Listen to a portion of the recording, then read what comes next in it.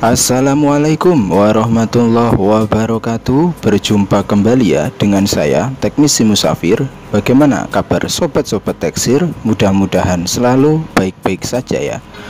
Oke, di kesempatan kali ini saya ingin menginfokan ya bagaimana tata cara ya untuk install UFS Tornado. Dan bagi yang punya, silahkan diinstal karena server sampai saat ini masih bisa dipakai. Yang kedua mengenai support Android ya. Jadi UFS itu sekarang sudah support Android, tetapi dengan ketentuan berlaku ya, syarat ketentuan berlaku. Nanti akan saya jelaskan.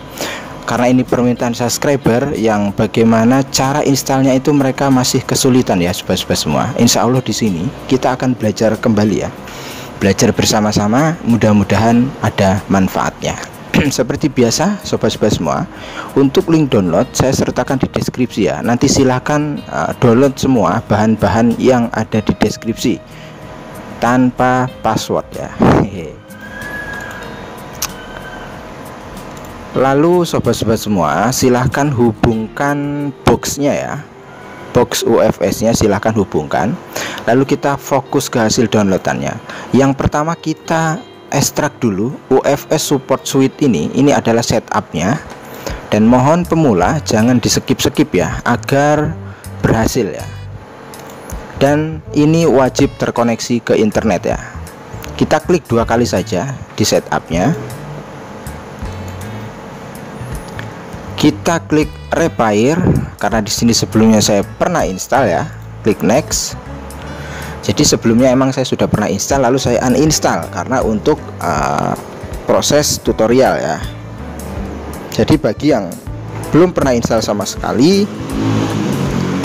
itu tidak ada notif seperti tadi.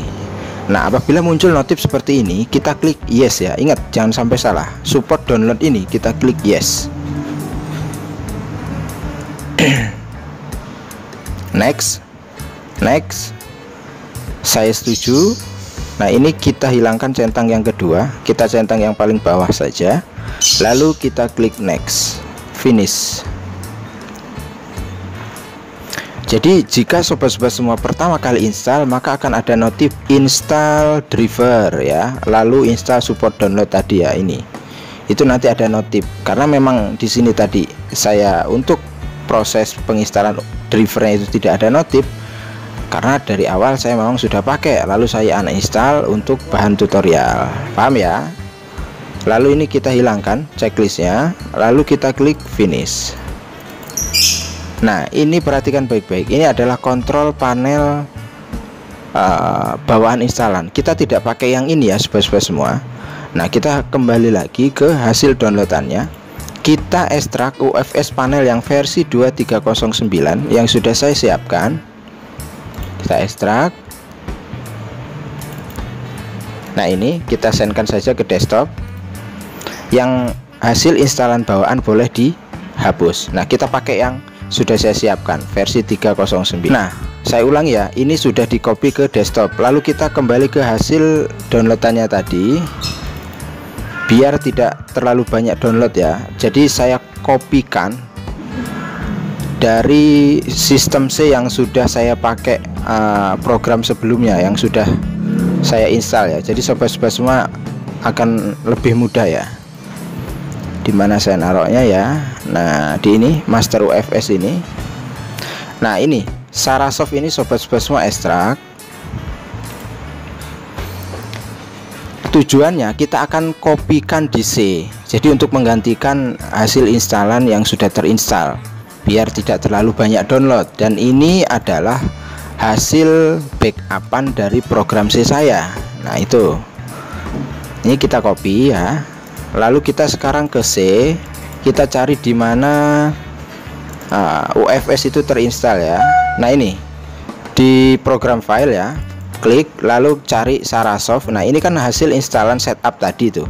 Kita delete saja, kita ganti dengan Sarasoft yang sudah saya siapkan ya sobat-sobat semua. Nah, ini nanti di link download ada, kita copy pastekan di C,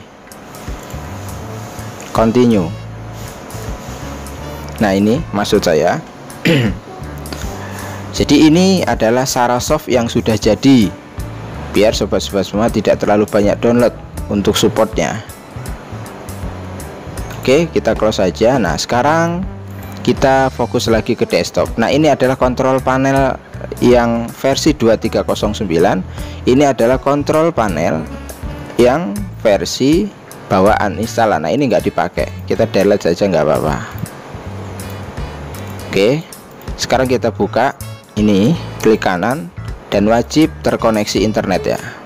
Ingat, wajib terkoneksi internet. Oke, kita tunggu notifnya, karena akan ada notif ya. Nah, ini adalah notifnya ya sobat-sobat semua. Kita pilih yes saja.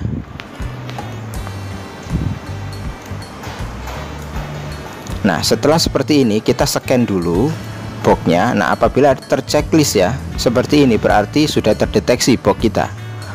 Nah, ini kan sudah terchecklist nih untuk serialnya ini. Lalu kita pilih update box, kita klik. Nah, disinilah proses kita mendaftarkan box ke server ya.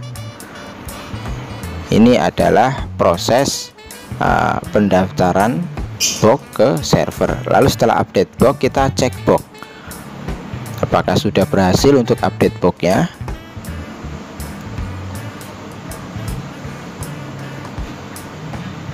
Nah, bisa dilihat ya, box status oke. Nah, ini untuk lisensi true, benar ya. Kita minimize saja. Lalu kita kembali lagi ke program C atau program file. Kita cari Sarasoft tadi, ketik UFS, kita klik, lalu Phonik. Nah, ini DCTX BB5 ini kita sendkan ke desktop. Nah, ini adalah tool untuk flash Nokia jadulan ya. Nah, ini kita klik kanan saja, lalu run administrator. Oke, ini sudah muncul. Kita akan coba apakah proses upgrade-nya berhasil atau tidak. Kita klik connect. Tujuannya untuk mengkoneksikan tool dengan box ya. Kita klik connect. Nah, biasanya di box itu lampu biru itu menyala ya. Silahkan dicek. Lampu biru, kuning, merah itu menyala. Oke, bisa dilihat ya sobat-sobat semua. Untuk lisensinya sudah benar, dan kita sudah berhasil update box untuk HWK UFS ini ya. Dan ini sudah bisa dipakai. Oke, tidak ada error sama sekali. Nah, sekarang saya akan menginfokan lalu bagaimana yang support Android. Syarat dan ketentuan berlaku. Saya sudah siapkan masternya atau toolnya, itu support langsung dari server UFS dengan catatan. Nah, ini infonya. Bagi pengguna UFS 3 sama yang modelnya seperti ini, Tornado ya. Pahami? Bagi pengguna UFS yang modelnya seperti ini, UFS versi lama ya, UFS 3 dan Tornado, itu belum support. Boxnya belum support. Pahami ya, biar nggak gagal paham. Boxnya belum support. Lalu yang support seperti apa? Kan timbul pertanyaan seperti itu. Nah, ini yang support ya. Ini sama-sama UFS, tetapi dia generasi terbarunya. Jadi yang support untuk tool yang Android dari UFS itu boxnya yang seperti ini, UFS Turbo dan UFST. Nah, ini. Jadi bagi sobat-sobat semua yang mempunyai atau yang masih mempunyai UFS Turbo dan UFST seperti ini, yang rilisan atau generasi terbaru dari UFS 3, itu bisa digunakan. Nah, caranya di sini saya akan kasih ya tutorialnya. Sangat mudah caranya. Kita kembali lagi ke hasil downloadannya. Nanti di situ sudah saya siapkan. Nah, ini Android UFS versi 10.60. Ini lumayan, sekitar 1 GB ya kalau sudah diekstrak. Jadi ini kita ekstrak saja. Pahami ya? Ini kita ekstrak. Caranya gampang. Ketika kita sudah terdaftar atau box kita sudah didaftarkan di server, untuk tool Androidnya gampang. kita ekstrak saja sesuai panduan ya. Kita tunggu karena ini lumayan ya, sekitar 1 giga. Ini support Samsung, MTK dan lain-lain ya. Nanti kita lihat saja. Nah, punya saya pribadi itu belum support karena boxnya UFS 3 gitu, belum support. Dan di grup saya lihat itu memang ada postingan mereka yang masih mempunyai UFS Turbo dan UFS T. Nah, ini adalah hasil folder ekstrakannya. Bukan ini ya. Nah, ini Android UFS. Nah, ini hasil ekstrakan ini kita copy semuanya. Pahami ya? Kita copy semuanya. Lalu kita masuk lagi ke program C, klik di program file. Sekarang masuk ke Sarasoft lagi, klik folder UFS, cari UFS Samsung ini ya, UFS Sams. Kita klik, nah pastekan di sini untuk tool UFS-nya. Nah, ini kita klik checklist ya. Ini biasanya ada yang sama. Lalu kita klik yes, skip, continue. Jadi yang sama itu tidak perlu tercopy. Nah, bisa dilihat ya, 1,27 giga untuk Android UFS-nya. Jadi paham ya? Yang belum paham diulang-ulang. Jadi tidak semua box UFS itu support dengan Android UFS ini. Ya, itu syaratnya itu harus box yang UFS Turbo dan UFS T. Tuh. Kita tunggu dan nanti kita akan review ya. Meskipun tidak connect tapi toolnya bisa dibuka, tetapi tidak bisa dipakai karena dia tidak bisa terdaftar melalui box kita ke server. Jadi kalau toolnya itu masih bisa dibuka gitu, kalau pengen lihat-lihat fiturnya bisa, tetapi tidak bisa dipakai karena prosesnya harus terdaftar di server berikut dengan box kita itu. Ya, mudah-mudahan kedepannya untuk UFS 3 itu bisa ya.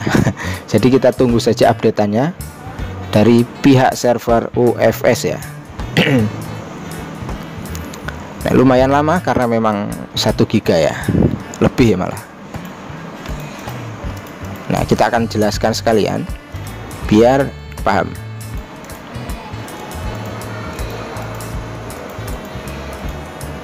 Oke, ini sudah tercopy ya. Lalu mana toolnya? Nah, ini Android UFS ini kita sendkan ke desktop.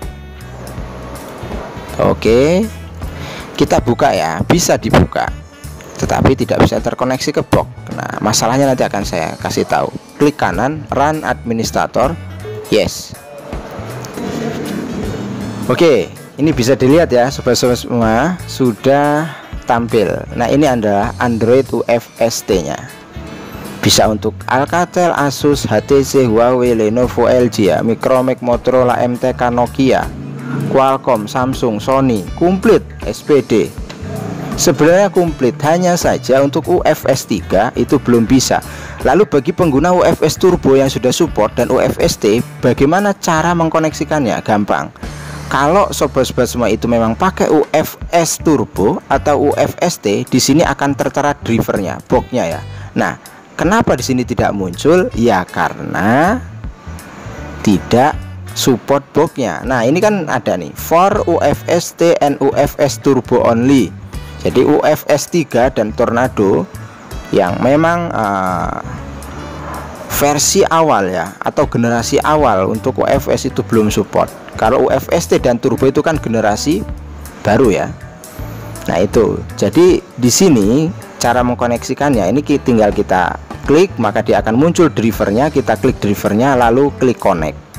Nah, kalau yang pengguna UFS 3 seperti saya, nah seperti ini, not compatible box select ya. Jadi memang boxnya belum support. Itu. Mudah-mudahan bermanfaat ya info UFS ini, karena memang masih digunakan ya dari sebagian para teknisi. Karena mengingat teknisi-teknisi kampung itu masih menggunakan box ini. Kenapa? Karena memang masih ada servisan Nokia Tempo dulu ya. Mungkin itu saja ya sobat-sobat semua, info dari saya. Bila kurang paham atau mungkin kurang jelas, bisa tanyakan di grup, nanti kita akan bahas bersama. Silakan di-download bahannya, silakan diinstal. Untuk pengguna UFS T dan UFS Turbo ya, itu bisa gunakan Android UFS nya. Sampai berjumpa lagi di video berikutnya. Assalamualaikum warahmatullahi wabarakatuh.